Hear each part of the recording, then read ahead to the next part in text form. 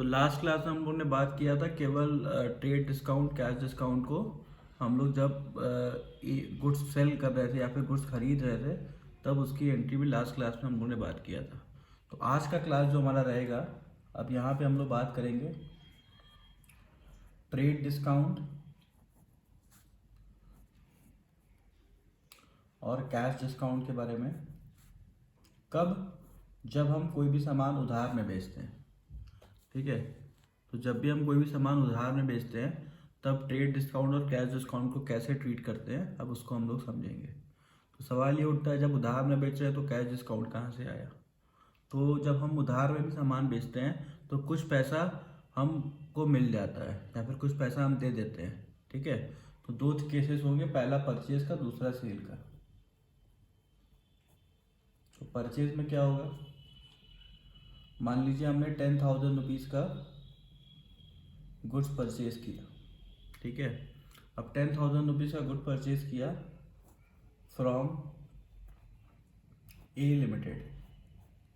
तो ए लिमिटेड से हमने 10,000 रुपीज़ का गुड्स परचेज किया।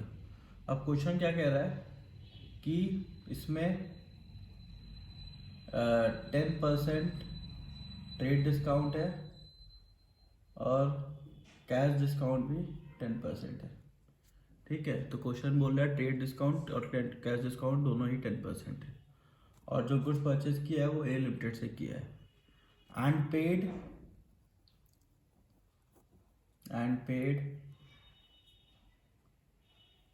70% कैश। तो ऐसे क्वेश्चंस एग्जाम में आते ही आते हैं, ठीक है, कि जहाँ पे हम गुड्स परचेज कर रहे हैं, ट्रेड डिस्काउंट कैश डिस्काउंट का अमाउंट दिया हुआ है और उसके साथ साथ बोल रहा है कि हमने जो गुड्स खरीदा था उसके बदले में हमने 70% कैश पे कर दिया, ठीक है। तो 70% कैश पे कर दिया तो मतलब बचा कितना, 30%, ठीक है। तो ऐसे क्वेश्चन को सॉल्व करने के लिए हम एक छोटा सा फॉर्मेट बनाते हैं, ठीक है। तो अगर आप ऐसा फॉर्मेट बनाएंगे तो आपके क्वेश्चन गलत नहीं होंगे। कैसा फॉर्मेट बनेगा, देखिए। आपने क्या किया, 10,000 रुपीज़ का गुड्स लिखा, ठीक है। अब 10% आपने ट्रेड डिस्काउंट लिखा, तो यहाँ पे टोटल हो जाएगा 1,000 रुपीज़। आपने इसको माइनस किया तो 9,000 रुपीज़ आपके गुड्स की वैल्यू आ गई, ठीक है। अब क्या करोगे, आप इस गुड्स की वैल्यू को दो पार्ट में बांटोगे। एक पार्ट जो आपका रहेगा वो रहेगा कैश और एक पार्ट होगा आपका क्रेडिट। तो एक तरफ लिख दीजिए कैश, एक तरफ लिख दीजिए क्रेडिट। थोड़ा सा आपको कॉन्सेप्ट बड़ा लगेगा, लेकिन अगर ऐसे आप करोगे ना तो कभी क्वेश्चन गलत होगा ही नहीं और तो बार बार प्रैक्टिस करोगे तो सही हो ही जाएगा। तो पेड 70% है तो कैश में आप 70% लिखोगे और क्रेडिट में 30% लिखोगे, ठीक है।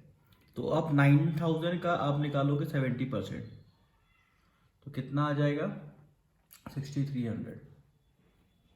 तो 6,300 आ जाएगा आपका। इसका हमने निकाल लिया 70%, ठीक है। और अब इसका निकालेंगे हम 30% जो कि क्रेडिट में जा रहा है। तो इसका अमाउंट आ जाएगा हमारे पास 2,700 रुपीज़। तो टोटल हमारे पास ये फिगर आ गया, ठीक है। अब ऊपर क्वेश्चन में क्या बोल रहा है कि आपको कैश डिस्काउंट लगाना है 10%।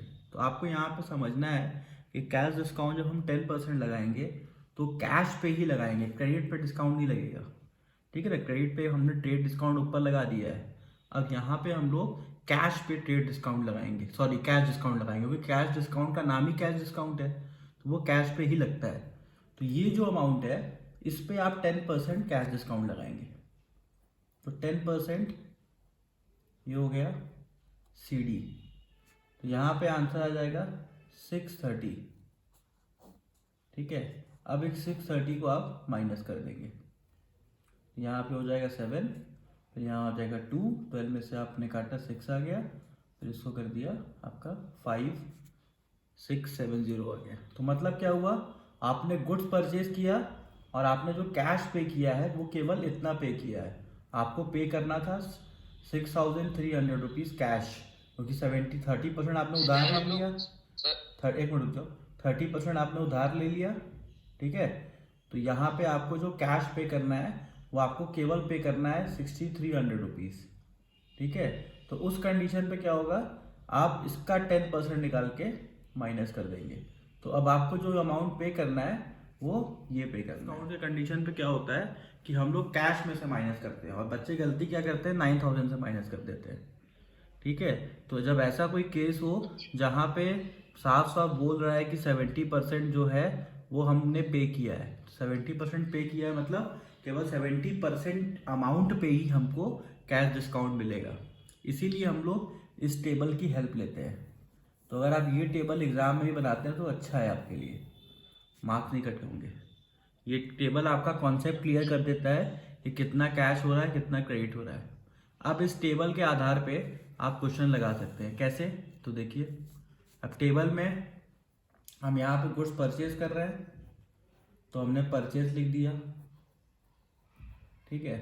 परचेज लिखने के बाद अब हमने यहाँ पे लिखा टू, अब हम जो पैसा कैश में दे रहे हैं वो कैश में लिखा जाएगा। टू, जो पैसा हमको डिस्काउंट मिल रहा है तो हम यहाँ पे डिस्काउंट रिसीव लिख देंगे।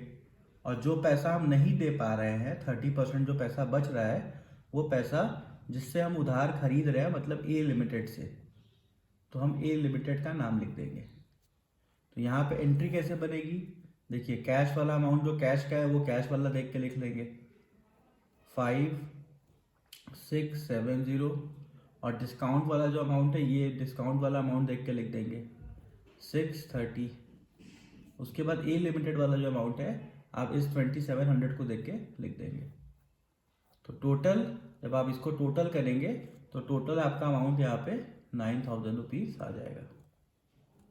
तो कॉन्सेप्ट बहुत ही सिंपल है, आपको इस टेबल को बनाना है। इस टेबल को बनाने का आपके बुक में ऐसा कोई टेबल दिया नहीं है, ठीक है। अगर आप इस टेबल बनाने का हैबिट बना लेते हैं तो आप समझ लीजिए क्वेश्चन कभी भी आपका गलत नहीं होगा। कितना भी टफ क्वेश्चन आ जाए आप इस टेबल से उसको एडजस्ट कर सकते हैं। बस आपको ये ध्यान देना है कि गुड्स का प्राइस यहाँ पे लिखना है और उस पर पहले ट्रेड डिस्काउंट लगाना है, फिर उसको दो पार्ट में बांटना है, एक कैश में एक क्रेडिट में। कैश वाला जो अमाउंट रहेगा क्वेश्चन में दिया रहेगा 70% कैश, अगर 70% कैश है तो 100 से माइनस कर दिए, 30% क्रेडिट हो गया, तो आपने क्रेडिट में दिखा दिया।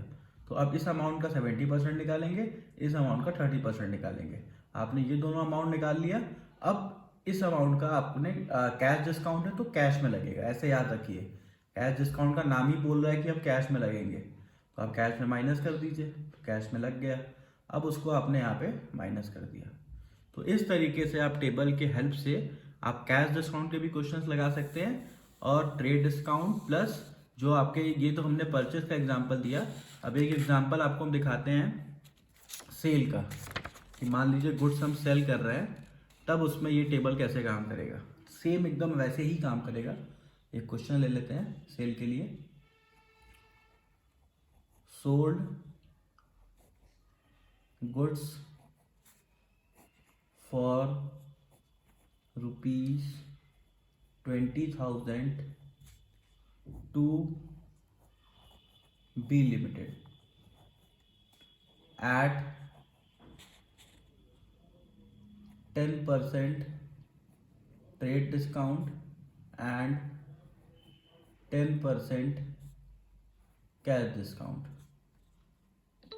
and receive 70% in cash।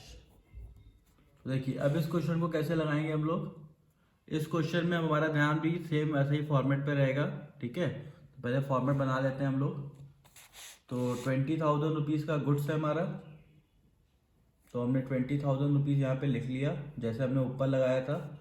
अब 10% ट्रेड डिस्काउंट की बात कर रहा है, तो 10% हम क्या करेंगे, ट्रेड डिस्काउंट माइनस कर देंगे, तो यहाँ पे आ जाएगा 2,000। अब यहाँ पे बचेगा आपका 18,000 रुपीज़। अब 18,000 रुपीज़ जो आपका बच रहा है, इसको आप दो पार्ट में बांट देंगे, ठीक है।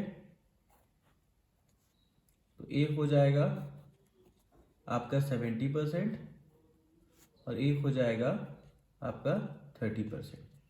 ठीक है, तो ये आपका कैश वाला पार्ट हो गया और ये आपका क्रेडिट वाला पार्ट हो गया। ठीक है, तो इस तरीके से आपको क्वेश्चन लगाना होता है।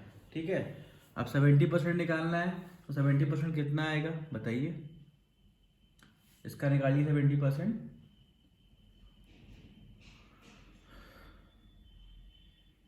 निकाला आपने?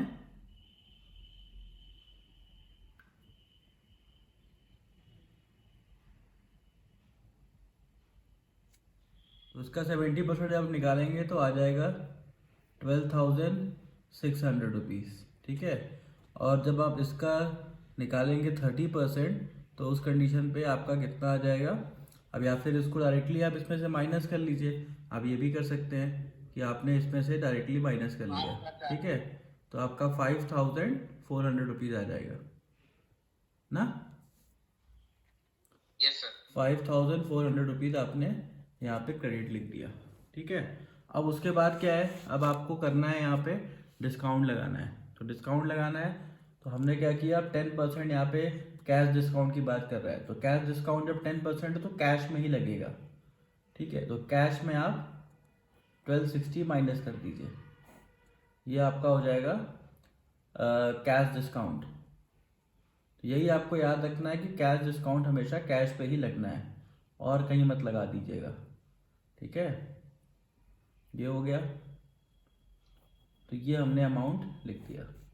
तो ये हमारा अमाउंट कैश का हो गया, ये हमारा अमाउंट क्रेडिट का हो गया, तो ये बन गया। अब इसकी अगर हम एंट्री बनाएंगे, छोटा सा जगह पे यहाँ एंट्री बना दे रहे हैं आपको।